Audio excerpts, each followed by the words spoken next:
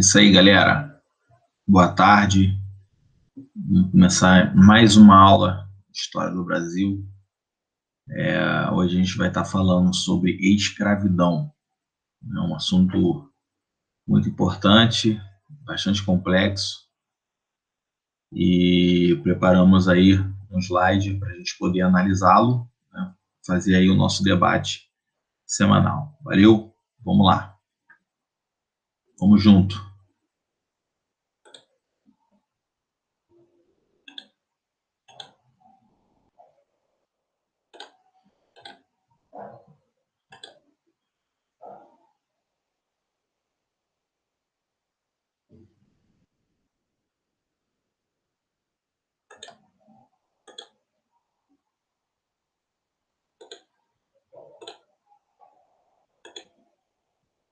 Vamos lá, escravidão no Brasil. Então, durante 350 anos, né, mais ou menos, a mão de obra que predomina no Brasil é a mão de obra escrava, principalmente a mão de obra de origem africana, né? O Brasil, ele, enquanto colônia, ele recebia anualmente muitos escravos, principalmente para trabalhar na lavoura açucareira, né? E fazer essa produção de cana-de-açúcar com o intuito de, de vender, né? Atender a política mercantil, atender o mercantilismo, né? Fazer essa política realmente acontecer. Então, essa mão de obra africana, ela tinha esse objetivo, a princípio, né? A priori, fazer, atender a pauta mercantil.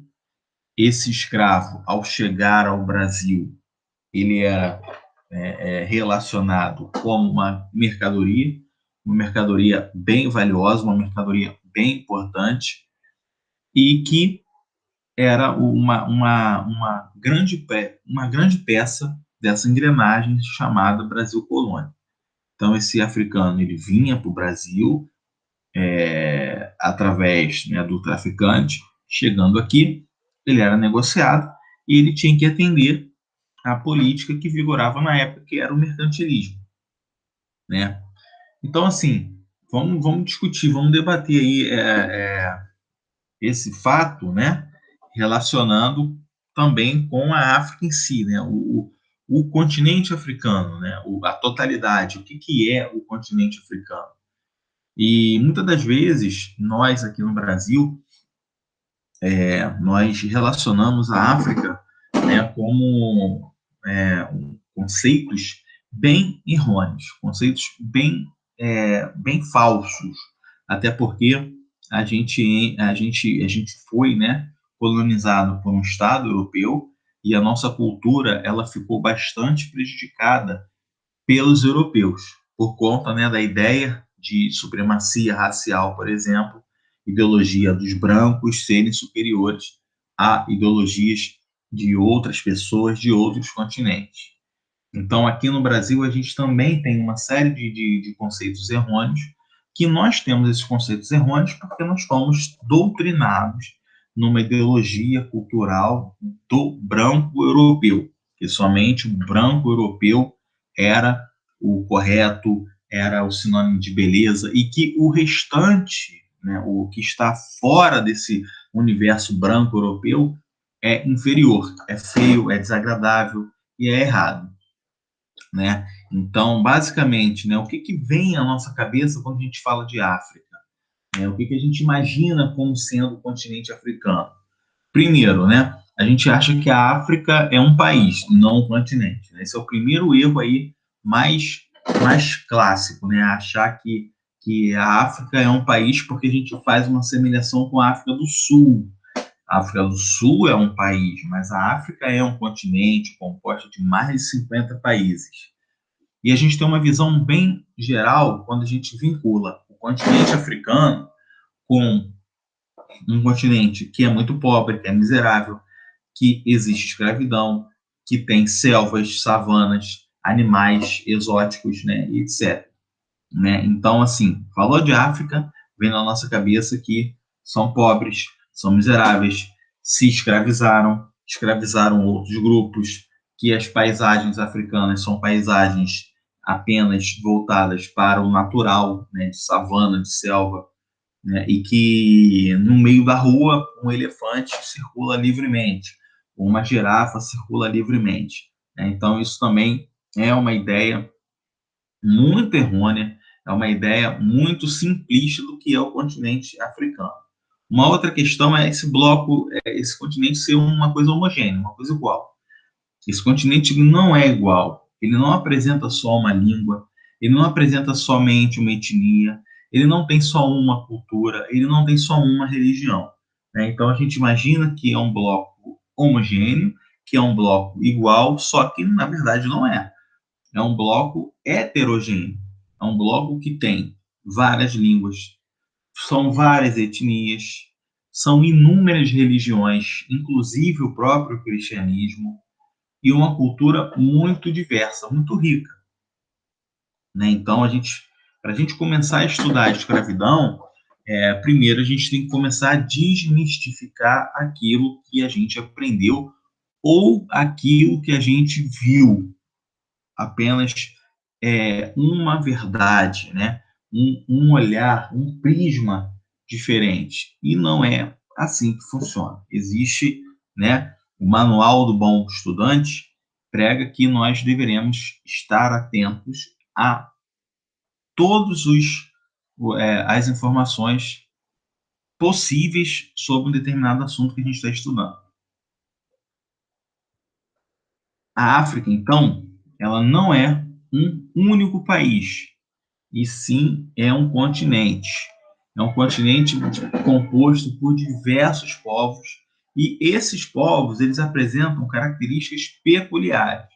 Idiomas são diferentes, culturas diferentes, costumes diferentes, religião diferente, né? E etnia também diferente. Né? Então a gente tem muita coisa realmente importante dentro do continente africano e não ficar apenas preso a uma informação única. A África, antes da chegada dos europeus, não era dividida em países, né? Como na Europa, por exemplo. A partir do século XV na Europa, a partir do século XIV, perdão, melhor dizendo, né, com Portugal, Portugal se unificando, depois a Espanha, depois a França, depois a Inglaterra, enquanto na África existiam grupos, existiam reinos diferentes, reinos que eram heterogêneos, tá? E eles eram divididos em berberes, Banto, Congo, Mali, Songhai, Angola e Gana, e outros, além desses, muitos outros. Muitas línguas e dialetos eram faladas nesses locais, aí, nessas regiões. O modo de vida, né? Existiam grupos que eram nômades, existiam grupos que eram sedentários. Também é importante relacionar que muitos grupos africanos permaneceram nômades, permaneceram caçadores-coletores, justamente por conta da terra, né? A própria terra, a própria dificuldade que a terra apresentava, levava esses grupos a serem nômades. Outros grupos não eram nômades, outros grupos eram sedentários, conseguiam se adaptar na terra sem precisar ficar se mudando, né? Migrando. Mas, enfim, nessa primeira parte aí, vocês podem estar observando que eu estou fazendo questão sempre de mostrar que há essa heterogeneidade, né? Que não é uma coisa única, que não é uma coisa apenas um bloco e esse bloco é único. Não é isso. Eu estou fazendo questão de mostrar essas diferenciações que o continente africano ele apresenta. Esses aí são os locais que mais trouxeram, né, escravos para o Brasil colônia. Essas regiões aí, como por exemplo Guiné, Congo, Angola, Moçambique, são as regiões que mais oferecem, né, que mais trazem escravos para o Brasil. Guiné, Angola e o Congo, né, na região dos Bantus, né, iam mais para o Pernambuco, Bahia e Rio de Janeiro, eram esses 3 portos aí de recebimento dos escravos.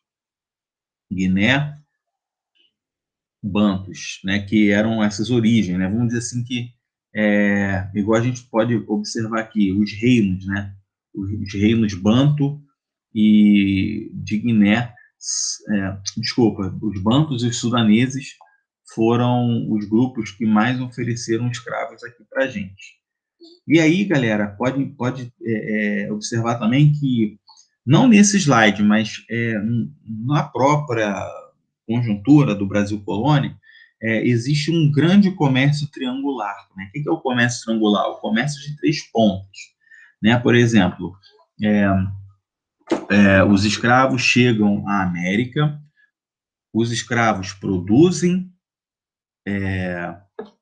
aqueles produtos voltados para o mercantilismo, aí depois, essa matéria-prima produzida no Brasil, na colônia, esses produtos, eles se dirigem até, por exemplo, a Europa. Na Europa, a gente tem a manufatura, e da manufatura, essa manufatura é novamente levada para a África para poder fazer a troca, né? Por exemplo, em relação ao açúcar, né, da cana-de-açúcar, a gente tem também a fabricação de álcool, né, de cachaça, né, um produto manufaturado. Aí essa cachaça voltava lá para a África para ser trocado como escravos e fazia esse comércio triangular acontecer. Sempre a ponta mais fraca desse comércio triangular ou era a África ou era a América por conta do Pacto Colonial.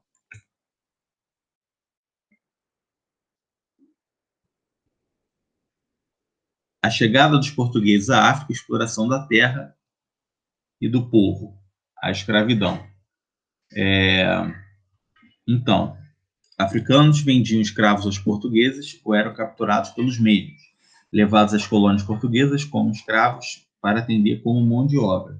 Então, esse acontecimento aí é no início, né? Você observa que a gente estudou nos últimos vídeos, por exemplo, que o europeu ele não penetrava no interior do território. Ele caçava esses escravos ali pelo litoral. E depois eles colocavam esses escravos em navios tumbeiros, navios negreiros, e vinha para a América. Então, funcionava assim nesse primeiro momento. Esses portugueses entravam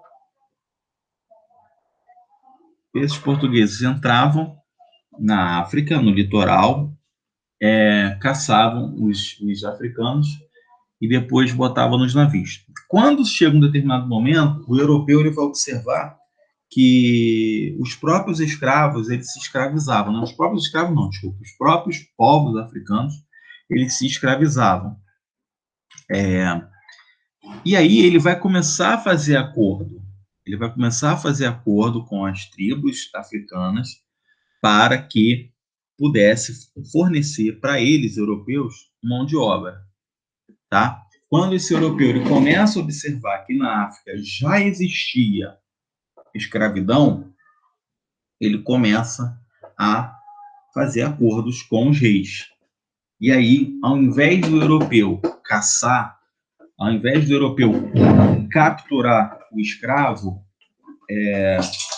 esse europeu ele vai começar a fazer acordos, né? E aí que vem toda essa questão aí do comércio triangular que eu disse lá na explicação do outro slide. O europeu ele vai começar a levar produtos para fazer o escambo. Então, o europeu ele leva, por exemplo, ele leva cachaça, aguardente, ele leva tabaco, ele leva algodão, armas e pólvora.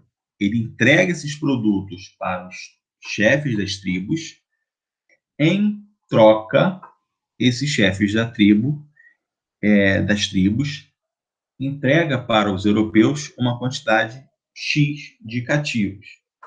Então esse europeu ele começa a aproveitar as questões internas da África, né? Eles começam a aproveitar que a África, por ser um continente muito grande, as próprias tribos se escravizavam. E aí ele não vai se indispor. A partir daí, esse europeu ele não vai mais, por exemplo, caçar o africano e se indispor, podendo até mesmo morrer.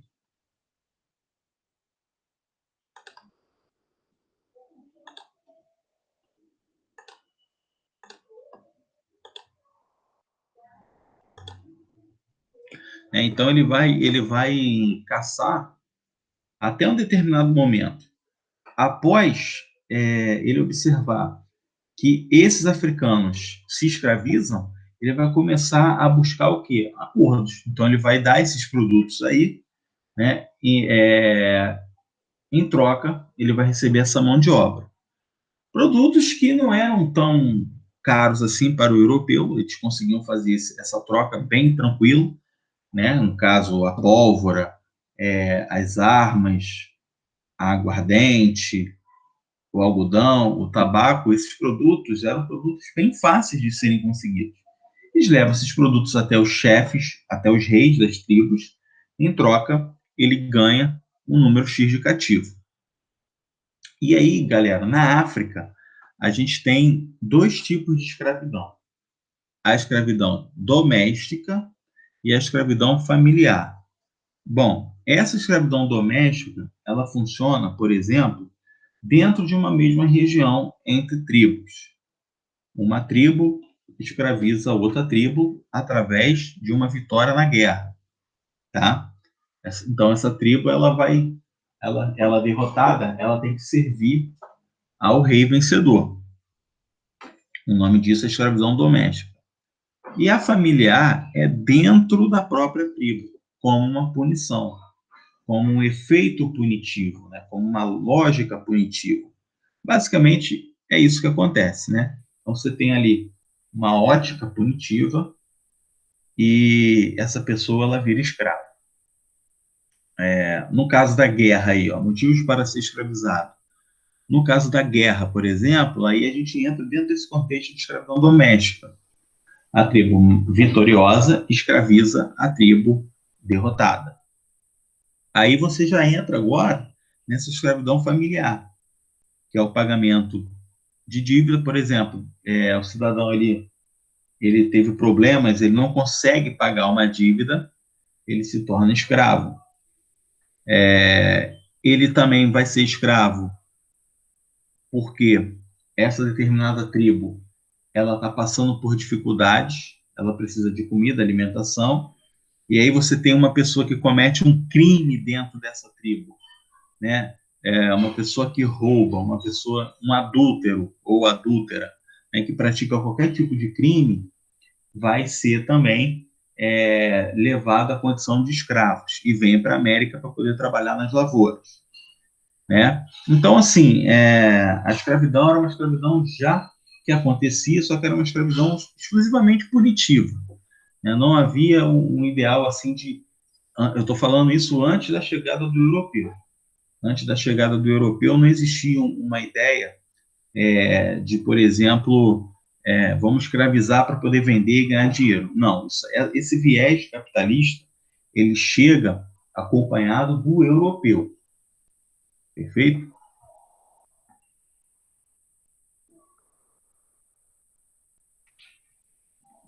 Ao chegar na América, eram exibidos em feiras, vendidos como mercadoria para atender a força de trabalho. Era muito comum também grupos serem divididos por conta da língua. Então, eles vinham presos, acorrentados nos navios, e filhos, famílias eram separadas por conta da língua, né? Tribos eram separadas por conta da língua. E poderia haver, por parte dessa tribo, uma tentativa, por exemplo, de fuga, né? De rebelião dentro dos navios. Então, eles eram separados, filhos de pais, né? E sucessivamente.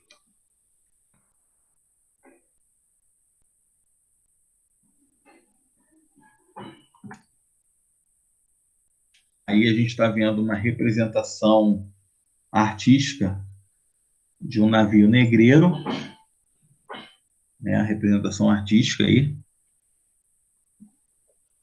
todos acorrentados, praticamente nus, né? Vinham nos porões dos navios, num ambiente muito apertado, e lá a higiene praticamente não existia. Não existia, era uma superlotação. Cada navio poderia transportar até 600 cativos, 600 escravos. Então eles vinham bastante acorrentados, né? Um calor muito grande, não tinham assim acesso a uma alimentação de qualidade, e isso vai levar, né, a doenças seríssimas e um índice de mortalidade altíssimo dentro desses navios, podendo chegar até 70% de óbitos. O restante desses 30% que conseguiam chegar à América já era o suficiente para o traficante de escravos conseguir ter lucro. Então, era um comércio extremamente lucrativo, era um comércio perigoso. Ser traficante de escravos é um comércio extremamente perigoso, difícil, complicado, mas lucrativo. A viagem, caso ela fosse bem sucedida, ela seria bem lucrativa, bem vantajosa, sem dúvida nenhuma.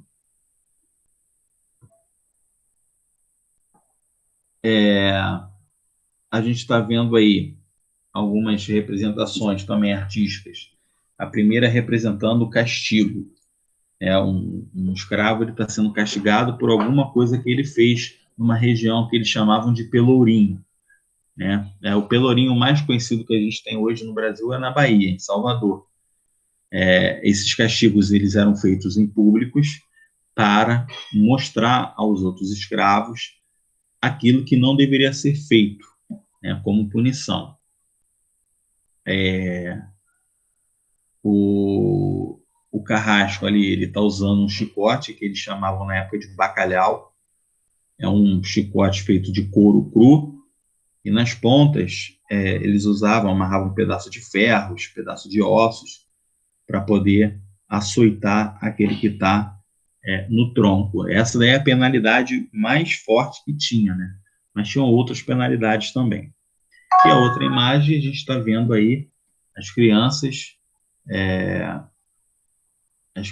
sendo mostradas aí, né, comendo os restos do Senhor, enquanto dois escravos ali, um escravo está acompanhando ali para dar algum suporte e o outro está abanando por conta do calor.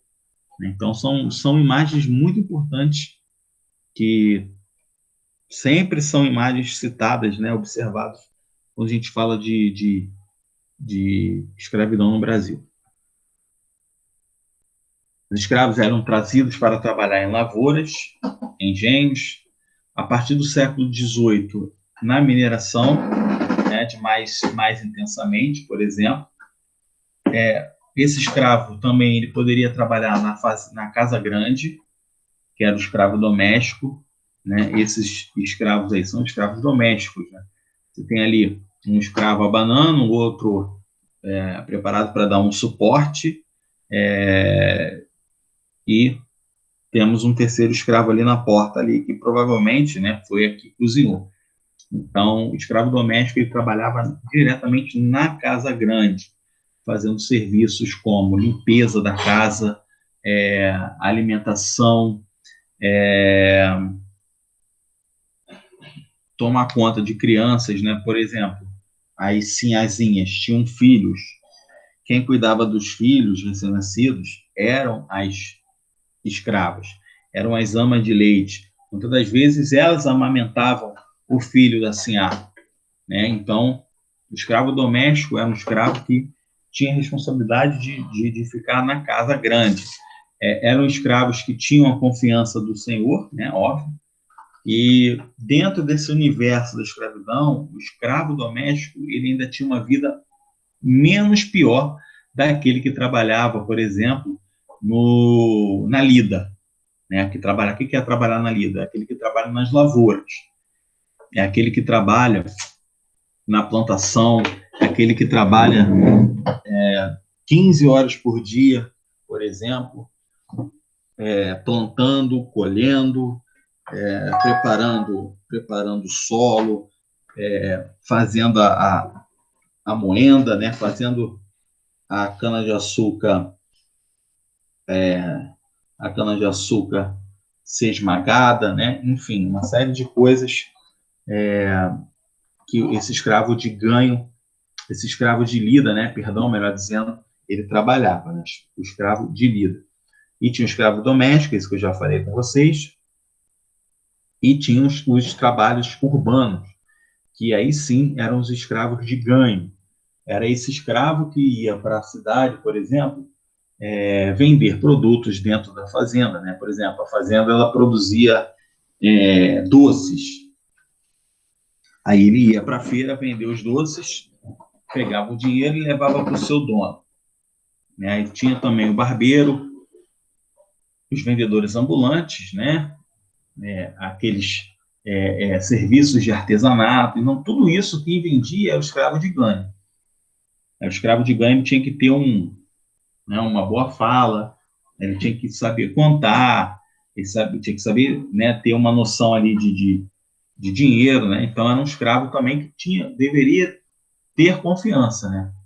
O senhor dele tinha confiança nele, porque ele poderia fugir, né? Mas, enfim, porque quando a gente fala de Brasil colônia, de senhores de engenho, parece que dentro dos engenhos, até porque a gente fala também de plantation, né? Mas parece que quando a gente fala de engenho, parece que só tem cana-de-açúcar. E, na verdade, não é assim que funciona. Na verdade, não é assim que funciona. A gente tem uma produção muito complexa da cana-de-açúcar, por exemplo. O principal produto era a cana-de-açúcar. Mas ali você tinha também a fabricação de doce. Por exemplo, um doce aí que é muito conhecido, a rapadura, o doce de leite, pudim. Né? Então, tudo isso também era feito dentro das fazendas. E eram vendidas externamente. Então, o engenho era uma coisa complexa. Existia o par colonial, o açúcar tinha que ir embora, beleza. Mas no mercado interno, tínhamos outros produtos. Né? A gente tinha também as fiandeiras, né? Aquelas mulheres que faziam, né, tecidos, por exemplo, faziam roupas. E também isso era vendido. E o dinheiro era entregue ao senhor.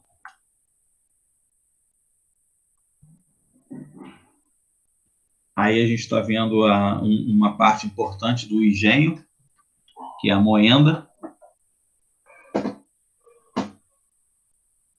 onde a cana era esmagada.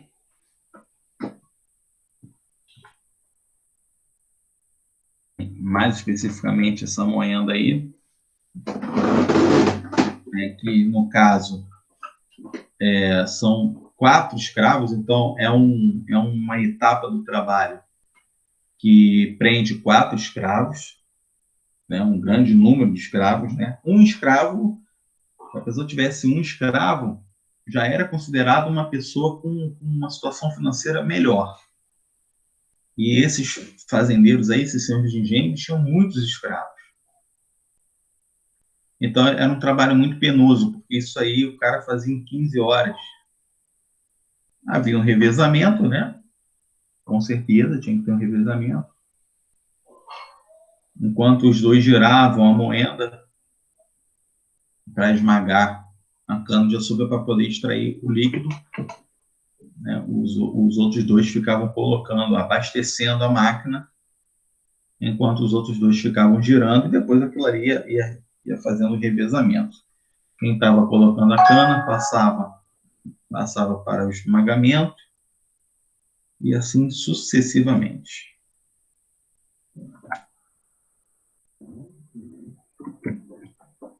Ah, tá. Esse aí é o escravo da lida, né? É conhecido como escravo da lida. É aquele que lida com o trabalho açucareiro, que era o principal produto do Brasil de exportação para atender o mercantilismo. Esse escravo é o escravo de ganho na área urbana, né? Aqui a gente está vendo aqui uma doceira, né? Aqui, ó, vendendo produtos feitos na fazenda. Quando a gente chega no século XVIII, a mineração ela fica mais ativa, né? Então essa escravidão aí para atender a mineração ela também foi muito importante, porque quanto mais escravos, mais fácil encontrar os metais preciosos. E a preocupação que o dono tem de ganhar dinheiro é bem tranquila, porque ele não precisa pagar salário para o escravo, né? Então, o escravo ele trabalha muito, ele fica muito tempo nas minas, ele fica bastante tempo lá no trabalho e ele não precisa pagar, né? Ele não precisa pagar salários. Isso aí, pô, interessantíssimo. Aqui a gente está vendo os escravos aqui procurando no leito dos rios.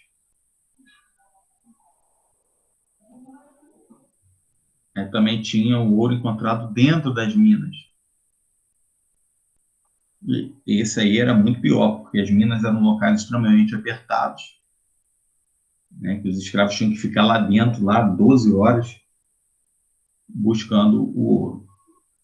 Inclusive, a média de vida do escravo que trabalha dentro das minas, a média de vida dele de trabalho é 6 anos, apenas 6 anos. Então, 6 anos ele morre, depois de 6 anos ele morre, por conta das péssimas condições. A escravidão doméstica, aquela que a gente já falou, né? Escravos que trabalham diretamente com o senhor e com a sinhá. Amamentação, higiene das crianças, alimentação, tecelagem. Tinha também o famoso moleque de recado. O que é um moleque de recado? É aquele que leva as informações para uma outra pessoa, né? Então, fulano, vai lá na fazenda tal, avisa que a nossa reunião vai ser 2 horas da tarde.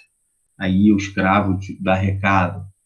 Até porque tinha muito senhor de engenho que não sabia ler nem escrever. Então ele tinha que, né, dizer para o escravo poder levar lá o recado. Por isso que chamava, né, de garoto de recado.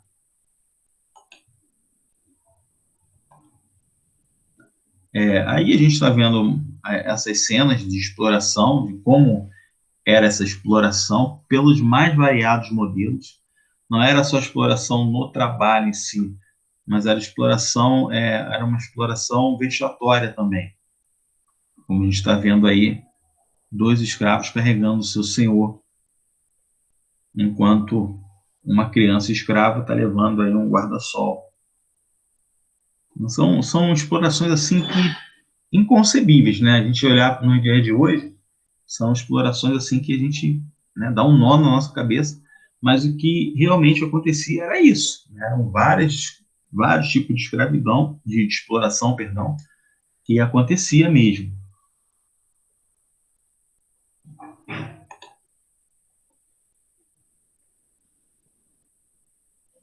Tratamento ao escravo. Tratados como mercadorias, animais, mão de obra. O escravo não era considerado humano. Maus tratos, castigos, morte, caça. se fugisse igual a um animal. Poderiam ser vendidos, trocados e alugados. A escravidão africana, ela vale lembrar, galera, que ela foi aprovada pela religião. Ela foi aprovada pela Igreja Católica. Enquanto a Igreja Católica desaprovava a escravidão indígena, dizendo que o índio ele era um ser puro, um ser dócil. No caso da escravidão africana, a Igreja fechou os olhos, porque dentro de um contexto, esse africano ele era um pecador por natureza e deveria ser castigado para ter o seu perdão garantido. Então, no viés religioso, por isso que a gente teve escravidão africana, para eles poderem purgar os seus pecados. Enquanto o índio, para a igreja, era um ser puro, um ser dócil. E também no viés econômico, o africano ele lidava melhor com o trabalho nos engenhos do que o índio. Por quê? Porque ele já conhecia cana-de-açúcar na África. E o índio aqui não. O índio ele não conhecia cana-de-açúcar. E no quesito do biotipo também, o africano ele tinha uma maior resistência à exposição aos raios ultravioletas. O índio não, porque o índio vivia na floresta, mata fechada, e não tinha tanta melanina. Já o africano, que vive perto do Saara, do calor, né, extremo, ele já adquiriu o quê? Ele já adquiriu esse anticorpos, né, vamos dizer assim. E no viés econômico, que a gente não pode esquecer, que é o principal, no viés econômico a gente tem o alto valor. O índio ele não dava dinheiro para Portugal. Ele era preso aqui mesmo no território, vendido, então Portugal nem sabia o que estava acontecendo. No caso da escravidão africana, esse negócio intercontinental, isso vai alimentar também financeiramente o Estado. Por isso que no viés econômico, os africanos, eles eram mais intensos, bem mais interessantes, né? Então, enfim, para a gente relacionar, a escravidão africana, ela atende um preceito religioso, um preceito natural, né, que é o biotipo, e também um viés econômico. Então, por que tem escravo no Brasil? Por conta disso. Porque para a igreja, o negro pode ser escravizado. Para o viés do biotipo, ele aguenta. Né? É o famoso ele aguenta. Ele está adaptado. E no viés econômico, ele pode ser vendido, trocado, alugado. Sofriam bastante maus tratos. A gente está vendo aí um dos principais, que é a palmatória.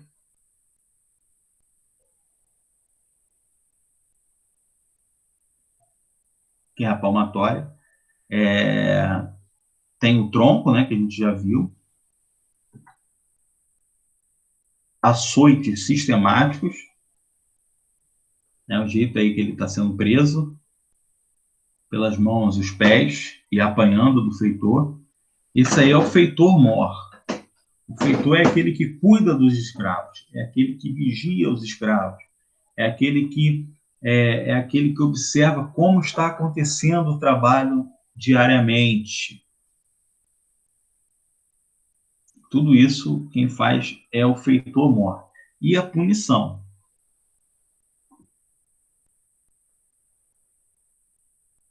Aí a gente está vendo o pelourinho, que é o exemplo para os demais. O pelourinho era o local onde havia a punição no tronco.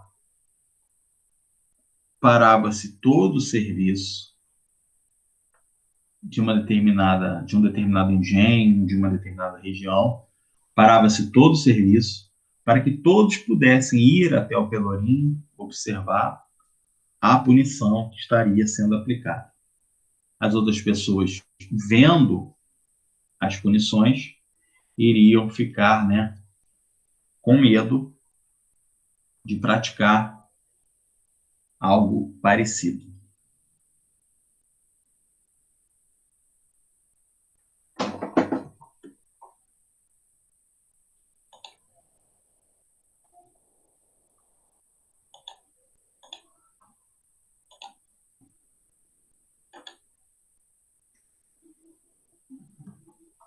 Aí são exemplos, outros exemplos de punições, né? Aqui a máscara, por exemplo, um escravo que fosse pego comendo no momento que não era para comer, ele colocava a máscara. Aqui ele era preso pelos pés e ficava dias presos, né? Aquilo ali formigava, né? Enfim, era uma dor absurda. A palmatória, isso aqui é o que eles chamavam de garganeira. Prendia na garganta, né? E o outro escravo era preso também por aqui. Aí eles faziam fila, né? Fila indiana. Imposição cultural. Os escravos africanos no Brasil tiveram seus nomes trocados por nomes cristãos.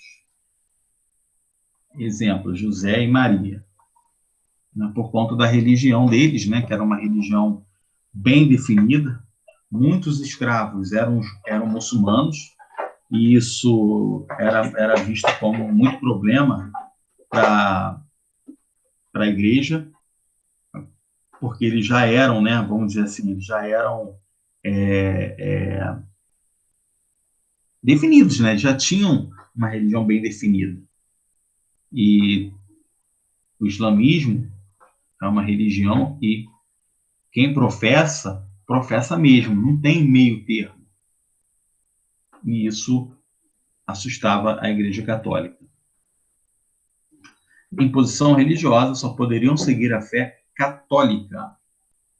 Foram catequizados e batizados. Seguir a cultura europeia. Em posição linguística, só poderiam falar o português. Também era completamente crime um escravo falar a sua língua original. Eles eram castigados. Então, dentro do Brasil, quando chegavam ao Brasil, a língua mãe deles deveria ser esquecida e eles deveriam aprender a falar o português. Entretanto, eles só poderiam falar quando eram requisitados. Tá? Até mesmo na fazenda, na lida, o feitor ele controlava esse tipo de comunicação, exatamente para não haver o quê? Motins. E nem pensar falar outra língua que não fosse o português quando solicitasse, quando era solicitado, né? Mesmo assim, mantiveram, mesmo que escondidas, seus costumes, cultura, arte e rituais religiosos. Fusão cultural e hibridismo da cultura africana com a dos portugueses e indígenas. Né? Por exemplo, a gente tem o sincretismo religioso.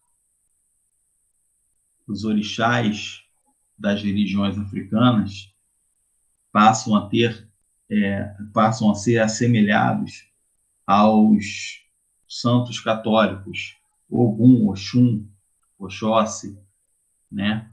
A ser assemelhado com o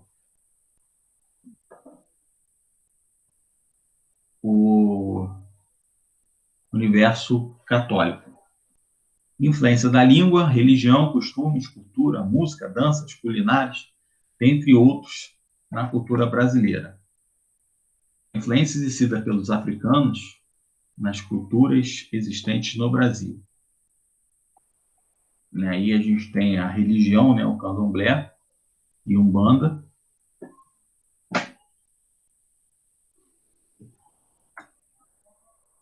A capoeira,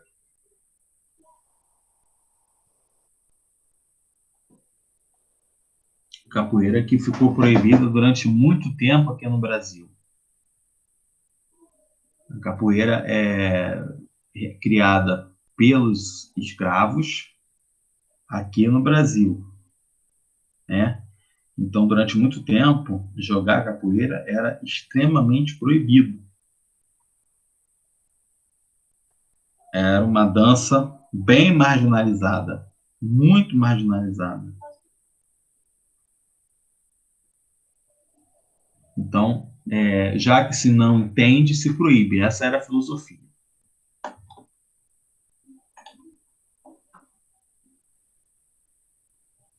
Música e dança afro-brasileira, né? A gente tem, por exemplo, o axé na Bahia, o ritmo axé. O samba.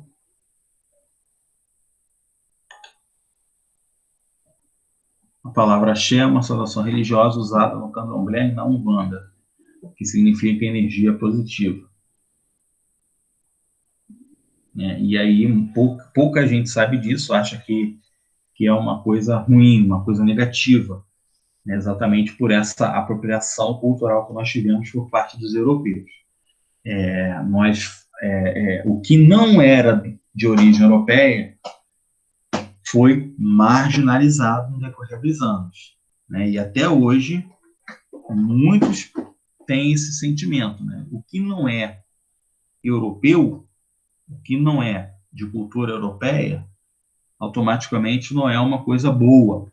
Até hoje, muita gente que não busca entender suas raízes confunde, dizendo que qualquer coisa fora da África é prejudicial, é ruim. Na verdade, não é bem assim, né? Foi convencionado isso. E nós, como fomos colonizados pelos portugueses, pelos europeus, nós anexamos muito mais da cultura europeia do que vice-versa.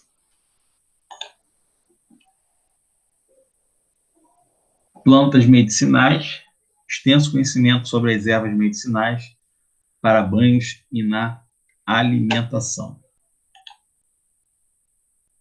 Culinária, a feijoada que surgiu meio que sem querer aqui no Brasil pelos escravos. O feijão não era um produto muito consumido pelos brancos, porque a falta de informação e o preconceito era muito grande. Os brancos das casas grandes, dos engenhos, não comiam tanto feijão e não permitiam que sua família comesse muito feijão, porque achava que, comendo muito feijão, eles iriam ficar pretos. E aí o feijão era levado para a senzala. E muitas partes de animais que os brancos não comiam, como pés, rabo, orelha, focinho de corpo, eles colocavam dentro do feijão e isso acabava dando mais sustância para eles, isso acabava dando para eles mais energia. E aí a feijoada acabou sendo um prato aí muito divulgado, muito difundido. E hoje em dia é um prato aí muito importante, né? Muito interessante no nosso dia a dia. Sexta-feira é dia de feijoada. Isso já virou uma cultura nossa, vamos dizer assim. Também tivemos o acarajé, o vatapá, a moqueca, né? O que a gente está vendo ali embaixo, a moqueca de camarão, broas, e outras adaptações.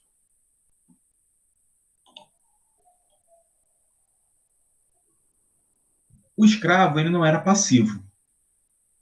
O escravo, ele tentava resistir da maneira que dava. Como é que esse escravo resistia, né? Muitas das vezes a gente acha, né, erroneamente, que o escravo aceitava pacificamente ser escravo. E não. Ele lutava.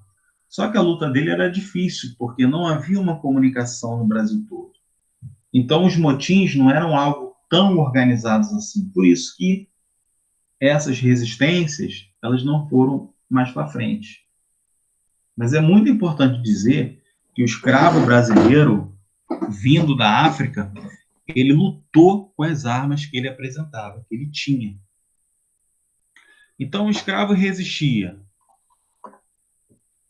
através das fugas, eles fugiam. O escravo resistia confrontando diretamente os senhores e capatazes, matando, inclusive, e o principal jeito de resistir, e aquele que foi mais temido pelos senhores, era a formação dos quilombos. O quilombo era um pedaço da África no Brasil, onde a cultura africana era preservada. Então, esses quilombos eram em locais afastados, recebiam todo dia muitos escravos fugitivos. Entretanto, não só escravos fugitivos, mas pessoas desempregadas, brancos desempregados, marginalizados nas cidades, também eram bem-vindos dentro desses quilombos. Entretanto, né, eles tinham que se adequar à realidade.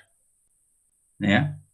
O maior quilombo de todos foi o Quilombo dos Palmares, que existiu ali na região de Alagoas, na Serra da Barriga. Isso era um cartaz da época, oferecendo recompensa, né? Custando aí 50 mil réis. São cartazes do segundo reinado, tá bom? Crioulo fugido,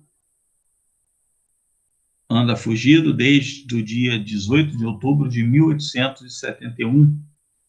Não, 51. O escravo crioulo de nome Fortunato. E aí tem um discurso, né? Para as pessoas saberem quem era esse tal de Fortunato e iriam ganhar 50 mil réis, que era um bom dinheiro naquele momento.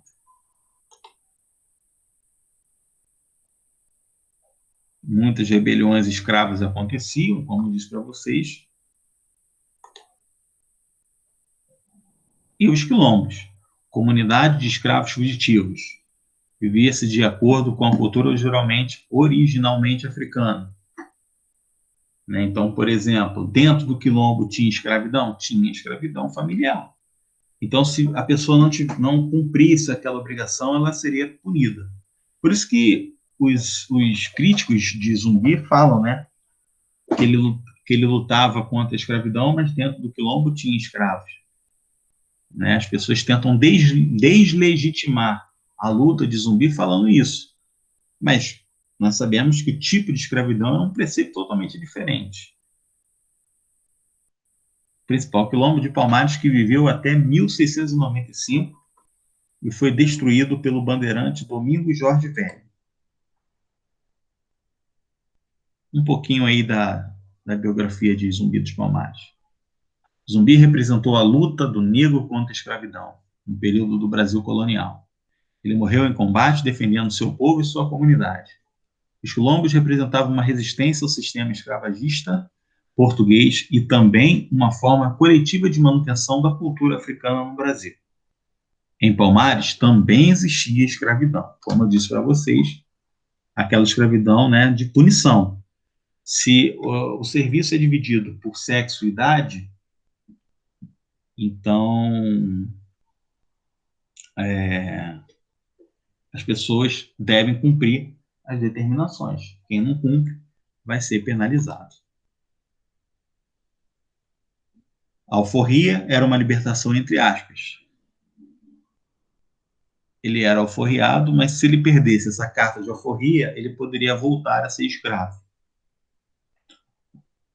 O escravo ele só vai deixar efetivamente de ser escravo no dia 13 de maio de 1888, quando tem a Lei Áurea. A partir dessa data, não pode mais ter escravo, é crime ter escravo. Muitas das vezes, o escravo, quando ganhava alforria, ele também corria para comprar um escravo para ele. Por quê? Porque era a cultura da época ter escravo. Então, nós somos produtos do nosso tempo, né? Então, hoje em dia é inconcebível a gente falar de escravos, mas naquela época não era. Então, muitas das vezes o escravo que conseguisse ganhar dinheiro, conseguisse economizar dinheiro, muitas das vezes, após ele ser alforriado, ele comprava um escravo. Ah, Bruno, mas o escravo não recebia salário. Realmente não, mas lembra daquele escravo de ganho? Aquele escravo de ganho, ele poderia fazer um esquema para sobrar um dinheiro para ele. Aquele escravo que trabalha nas minas, ele também não recebe salário, mas ele poderia fazer um esquema para ele ficar com uma parte do ouro, né? Fazer um contrabando.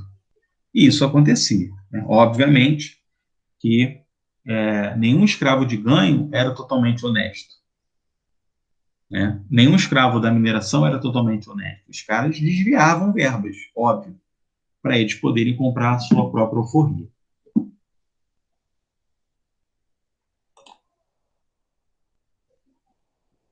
Leis abolicionistas que começam no segundo reinado aqui no Brasil, devido a pressões da Inglaterra que queria ampliar o seu mercado consumidor. Em 1850, a gente teve a Lei Eusébio de Queiroz, que proibia o tráfico negreiro, que proibia o tráfico intercontinental. Sair da África para o Brasil estava proibido. Em 1871, a Lei do Ventre Livre, a Lei Rio Branco. Nascidos após esta data eram livres, mas tinham que dever obrigações ao senhor até 21 anos, como forma de indenização. Lei de sexagenários, após 60 anos, já era livre, porém ele tinha que ficar mais 5 anos para indenizar o seu dono. Obviamente que era muito difícil alguém chegar a 60 anos de idade, por conta da época. A base de vida era em torno de 40 anos. Expectativa de vida, no caso, né?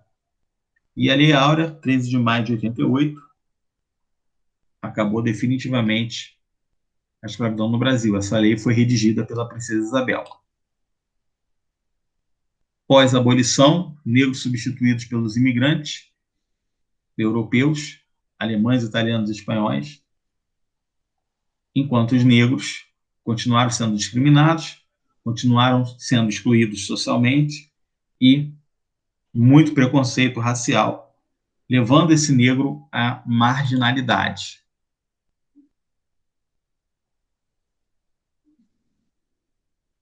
Miscigenação no Brasil, tá? Negros africanos de Angola, berberes, Congo, Banto, portugueses, judeus, indígenas, ingleses, franceses, holandeses, japoneses, alemães, italianos. Existe uma raça brasileira? Existe alguém de raça pura no Brasil? A grande maioria tem descendência africana, europeia ou indígena, ou até mesmo as três juntas. Então, nós aqui no Brasil, nós somos produtos de uma grande miscigenação. É isso aí.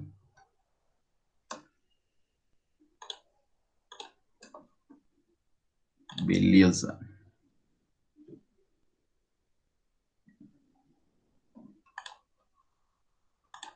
Para aqui de apresentar.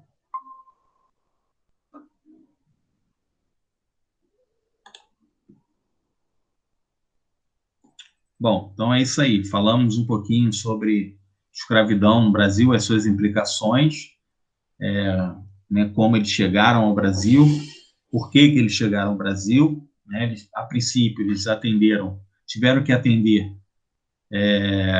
a empresa açucareira, né? Tiveram que vir para trabalhar no açúcar, e depois do açúcar também passaram a trabalhar na mineração. Muitos escravos também foram escravos de ganho, escravos domésticos, enfim. A escravidão no Brasil, ela começa oficialmente no governo geral, através de Tomé de Souza, e vai até o dia 13 de maio de 1888. Entretanto, já em 1530, quando Martim Afonso de Souza chega ao Brasil, ele já traz alguns africanos, mas em caráter oficial com o governo geral em 1549. Tá ok, galera? Então, escravidão no Brasil, tema muito importante para a história do Brasil. Valeu, grande abraço.